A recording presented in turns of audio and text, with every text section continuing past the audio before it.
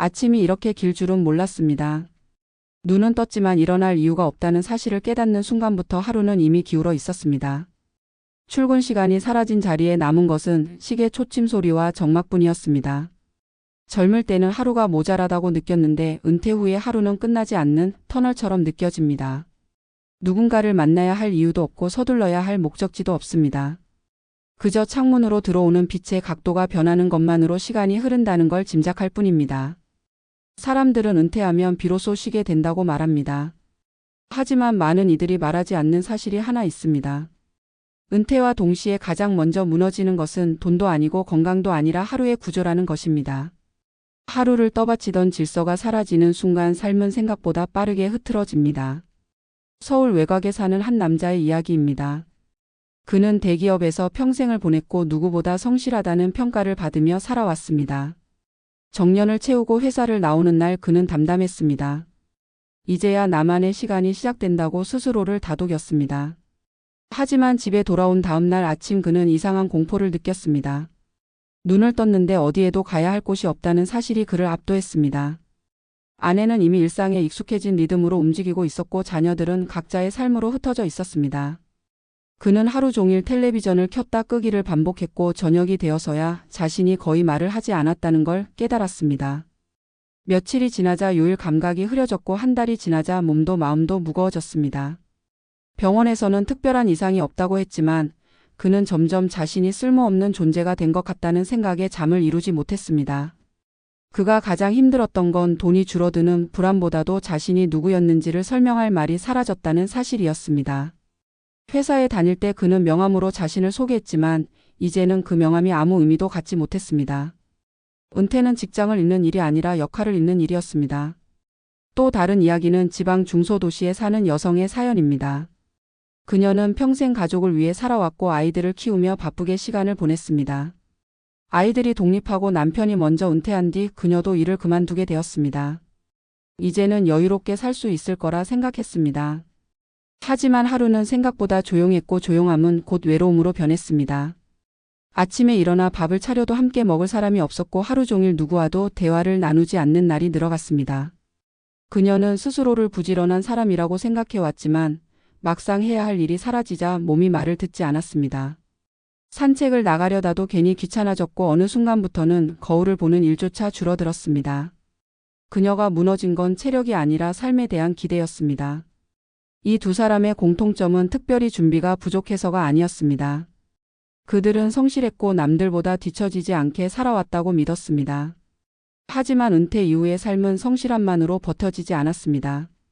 일상이 사라진 자리를 무엇으로 채울 것인지에 대한 질문을 너무 늦게 마주했을 뿐입니다. 은퇴 후 많은 사람들이 가장 먼저 겪는 변화는 관계의 축소입니다. 직장에서 매일 마주치던 사람들은 자연스럽게 멀어지고 연락하지 않으면 아무 일도 일어나지 않습니다. 사회는 은퇴한 사람을 기다려주지 않습니다. 바쁘게 돌아가는 세상 속에서 은퇴자는 조용히 뒤로 밀려납니다. 그 과정에서 자신도 모르게 스스로를 세상 밖으로 밀어내게 됩니다. 하루의 리듬이 무너지면 마음도 함께 흔들립니다.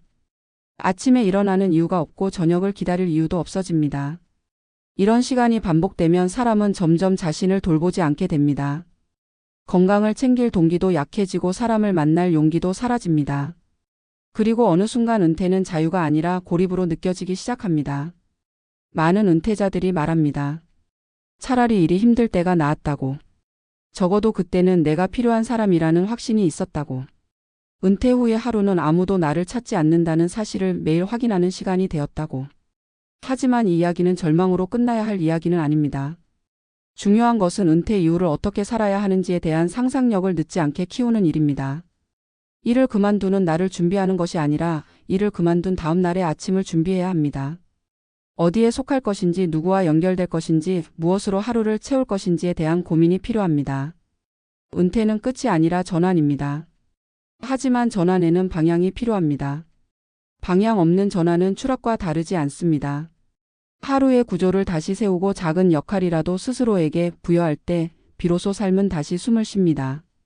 지금 이 이야기를 듣고 있는 누군가가 있다면 아직 늦지 않았습니다. 은퇴 후 가장 먼저 무너지는 것은 생각보다 단순하지만 다시 세우는 데에는 용기가 필요합니다. 하루를 다시 설계하는 일. 그것이 은퇴 이후의 삶을 지켜주는 가장 중요한 시작입니다. 은퇴 이후의 삶을 이야기할 때 우리는 종종 자산 규모나 연금 액수부터 떠올린다. 그러나 현장에서 만나는 은퇴자들의 목소리는 전혀 다른 지점을 가리킨다. 가장 먼저 무너진 것은 통장이 아니라 하루였다는 고백이다. 회사라는 울타리 안에서 수십 년간 반복되던 일정과 역할이 사라지는 순간 삶을 지탱하던 보이지 않는 기둥도 함께 사라진다.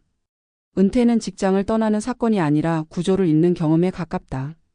아침에 눈을 뜨는 이후 점심시간을 기다리는 설렘, 퇴근 후의 피로감까지 모두 사라진 자리에 예상하지 못한 공백이 자리 잡는다.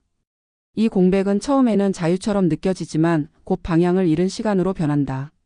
많은 은퇴자들이 말하는 공허함의 본질은 외로움 이전의 무질서다. 하루를 어떻게 써야 하는지에 대한 기준이 사라지면 사람은 점점 자기 자신을 방치하게 된다. 이는 개인의 의지나 성격 문제가 아니라 구조의 문제다. 일하는 동안 우리는 시간을 관리하지 않아도 된다. 이미 짜여진 일정이 우리를 움직이기 때문이다. 은퇴 후에는 이 모든 결정을 스스로 내려야 한다. 언제 일어날지, 무엇을 할지, 누구를 만날지까지 모두 선택의 영역이 된다. 선택이 자유로 보이지만 준비되지 않은 자유는 부담이 된다. 특히 한국의 중장년 세대는 역할 중심으로 살아온 경우가 많다.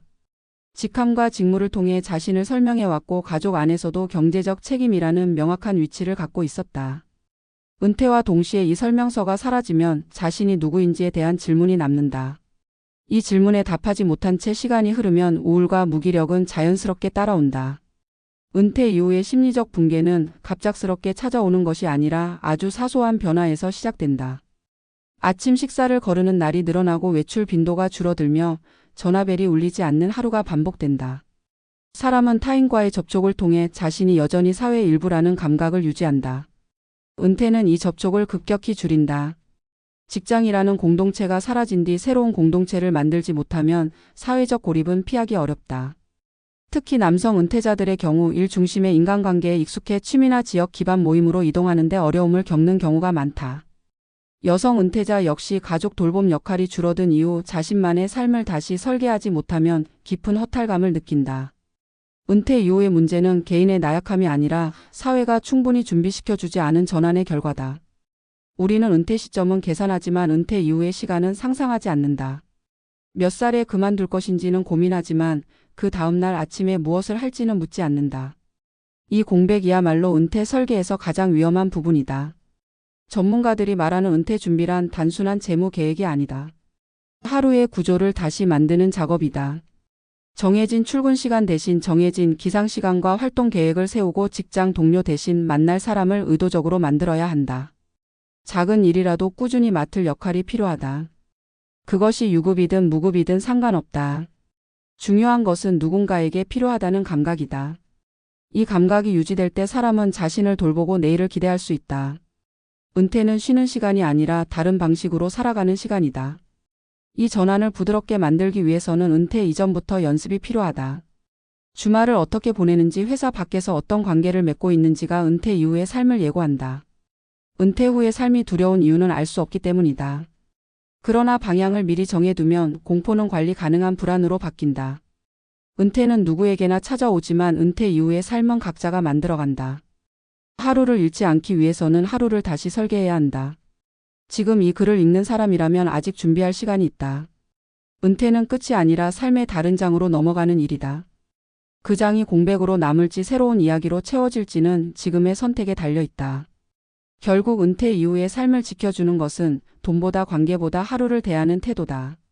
오늘 하루를 어떻게 보낼 것인가를 스스로에게 묻는 순간 은퇴 이후의 삶은 다시 움직이기 시작한다.